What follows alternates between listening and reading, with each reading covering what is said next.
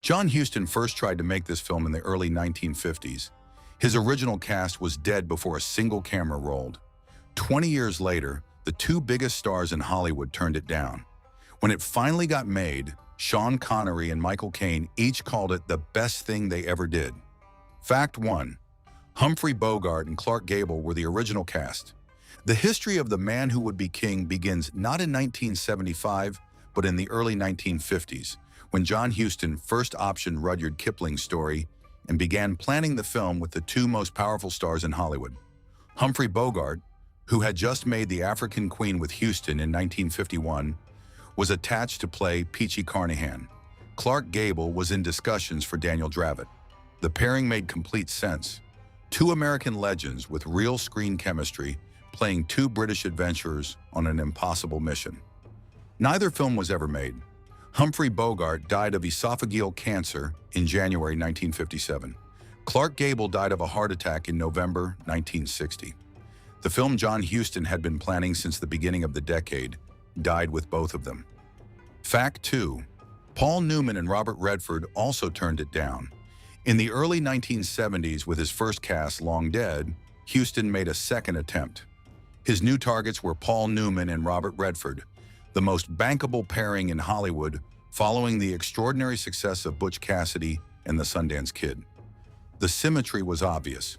Two American stars playing two British renegades, trading on exactly the chemistry that had made Butch Cassidy one of the highest-grossing films of 1969. Both men declined. Newman and Redford were selective about working together after Butch Cassidy, and the Kipling adaptation did not make the cut. The role that Robert Redford turned down became Sean Connery's finest performance. The role that Paul Newman declined became Michael Caine's. Fact 3. Connery and Caine had been close friends for over a decade before filming. Sean Connery and Michael Caine had known each other since the early 1960s, when both were young British actors making their way in the same London world. By the time they were cast together, their friendship was over 10 years old.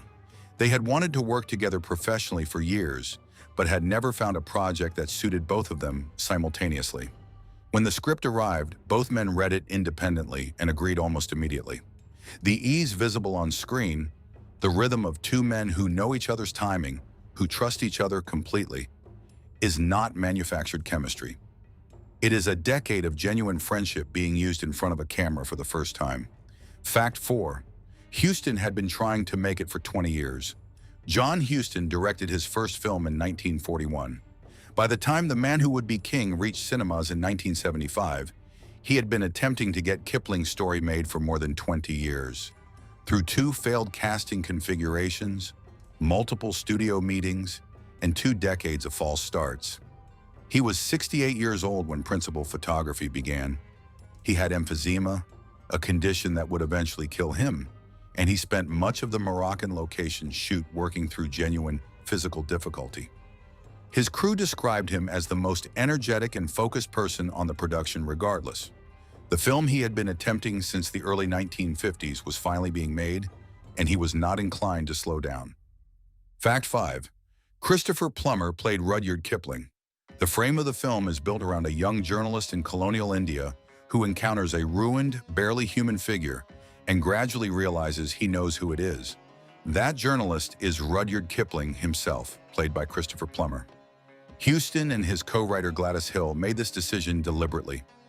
In Kipling's original short story, the narrator is widely understood to be a version of Kipling himself.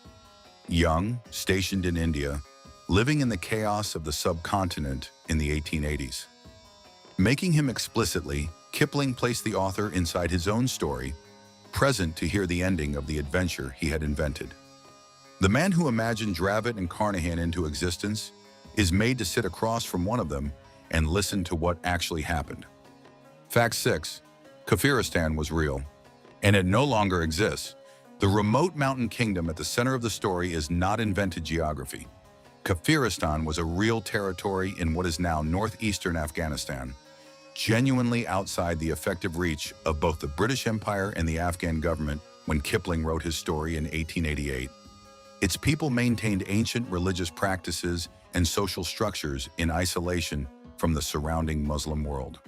7 years after Kipling published his story, the Afghan Emir Abdur Rahman Khan launched a military campaign to bring the region under control. He conquered it in 1895, forcibly converted its population to Islam, and renamed it Nuristan, Land of Light. The place where Daniel Dravot dreams of becoming a god was erased from the map within a decade of Kipling putting it into print. Fact 7. The film was shot in Morocco, not Afghanistan. Despite being set in Afghanistan, no part of The Man Who Would Be King was filmed anywhere near the country. The Atlas Mountains of Morocco provided the mountain passes, the remote villages, and the ancient fortifications required for the Kafiristan sequences. The production was based primarily around Ouarzazate in southern Morocco and the fortified villages of the surrounding valleys. The colonial India sequences, the opening and closing of the film, every scene involving Kipling, were shot in a village in southern France that had been dressed and adapted to suggest the subcontinent. The film used 2 countries to stand in for a third. The country it is actually set in was considered too dangerous and logistically impossible to use as a location. Fact 8. The Masonic ritual was based on Kipling's own Freemasonry. The moment on which the entire plot turns, Daniel Dravot making a Masonic sign that the chief Kafiri priest recognizes and returns, leading to Dravot being declared a god, is not a dramatic convenience invented for the screenplay. Kipling built his original 1888 story around Freemasonry because he was a Freemason himself. He had been initiated into Lodge Hope and Perseverance in Lahore in 1886, 2 years before he wrote the story. The idea that Masonic symbols might transcend cultural and geographic boundaries, that 2 strangers from opposite ends of the world might recognize a shared sign and respond as brothers, was something Kipling considered with genuine seriousness. The ritual at the center of the film is the product of the author's own direct experience of what Freemasonry claimed to be. If you're enjoying this, hit subscribe. Most of you watching right now aren't subscribed, and that's the one thing that tells YouTube to show you the next video. One tap, that's all it takes. Fact 9. The production used hundreds of Moroccan extras for the Kafiri sequences. The scenes depicting the Kafiri army, the tribal gatherings, and the coronation of Daniel Dravot required a scale of production that Morocco was well positioned to provide.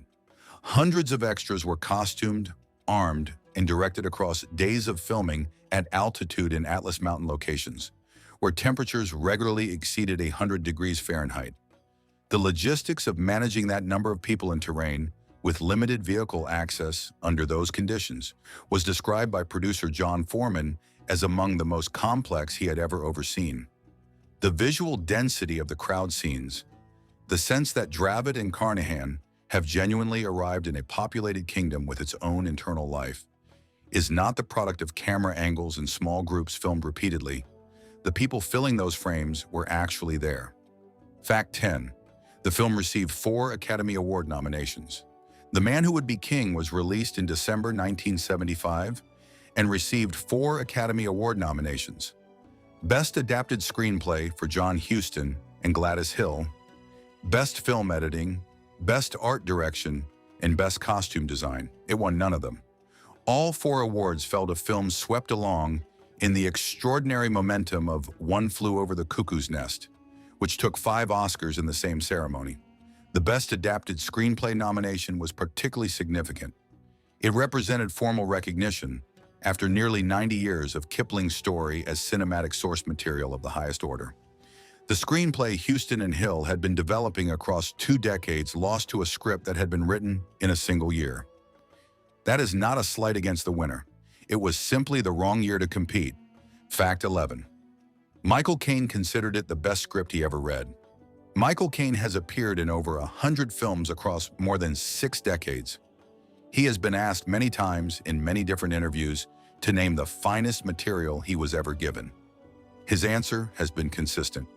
In multiple interviews spanning several decades, Caine named The Man Who Would Be King, specifically the screenplay by John Huston and Gladys Hill, as the best script he read in his professional life. This judgment sits alongside a filmography that includes Alfie, The Ipcress File, Sleuth, Hannah and Her Sisters, and The Dark Knight. Sean Connery, who by any measure had equal authority to make the same kind of assessment, named the film separately as the work he was most proud of in his entire career. Two men who between them made some of the finest films of the 20th century agreed on which one was best. Fact 12. The rope bridge scene was filmed over a real drop. The climax of the film, Daniel Dravot, exposed as a mortal man rather than a god, led to the center of a rope bridge and cut loose over a mountain gorge, was filmed on an actual rope bridge suspended over an actual drop in the Atlas Mountains.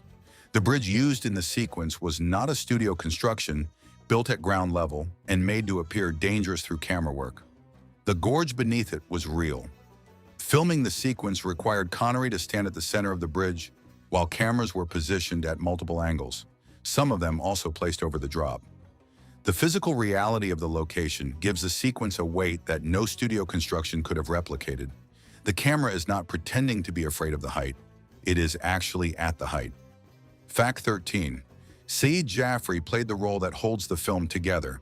Among the supporting cast is Saeed Jaffrey, the Indian-British actor who played Billy Fish, the Gurkha soldier who serves as interpreter and go-between for Dravot and Carnahan throughout their time in Kafiristan. Billy Fish is the pivot character of the film, the man caught between two worlds, loyal to two strangers he has helped elevate to godhood, present at the moment when everything collapses. Jaffrey's performance in the sequence where Kafiri retribution falls on everyone connected to Dravot is one of the most quietly devastating moments in a film full of large ones. He later appeared in A Passage to India, My Beautiful Laundrette, and The Far Pavilions. His first major international role was Billy Fish. Fact 14. Gladys Hill co-wrote the screenplay across 2 decades. The screenplay for The Man Who Would Be King is credited jointly to John Huston and Gladys Hill. Hill was Huston's personal assistant, collaborator, and long-term creative partner. She had worked on the Kipling adaptation alongside Huston through both failed casting attempts across the full stretch of the project's 20-year development. She was the most consistent literary presence the project had through all its disruptions. The Academy Award nomination recognized both names equally. Hill's contribution to Huston's later career is, by most accounts, substantially less acknowledged in the public record than it deserves. The screenplay she co-wrote over 20 years was, according to the 2 most experienced actors who read it, the finest they had encountered in their professional lives. Her name appears on the poster in smaller print than either of theirs. Fact 15. The story was based on real historical precedent. Kipling's premise, 2 men who travel to a remote region and attempt to make themselves kings, was not pure invention. Real historical precedent existed in the figure of Josiah Harlan, an American adventurer from Pennsylvania who traveled to Afghanistan in the 1820s and 1830s and was granted the title Prince of Gore by a local Afghan warlord, making him the only American in recorded history ever to hold a princely title on the subcontinent. Harlan's memoir was published in 1842, decades before Kipling wrote his story. Other European adventurers had attempted similar projects in the tribal territories along the edges of British India. The premise that 2 men with military training, firearms, and an understanding of local psychology could make themselves rulers in an isolated kingdom was not in the 1880s considered entirely fantastical. Fact 16. Neither Connery nor Caine did it for the money.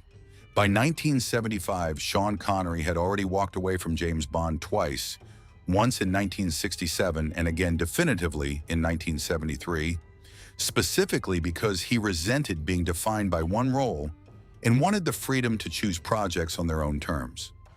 Michael Caine was equally selective.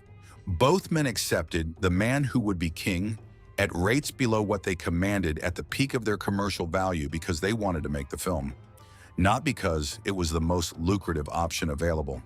Huston had been pitching the project for 20 years and had never had difficulty attracting serious actors. Every person who read the screenplay wanted to be in it. The difficulty was always timing, availability, and studio confidence, never the quality of the material itself. Fact 17. The film was not a commercial success on release.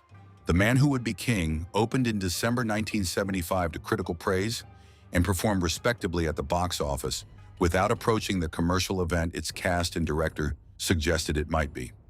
In the United States, it opened into a market that was still processing the cultural disruption of Jaws 6 months earlier, and that was moving rapidly toward a new understanding of what a mainstream film could be.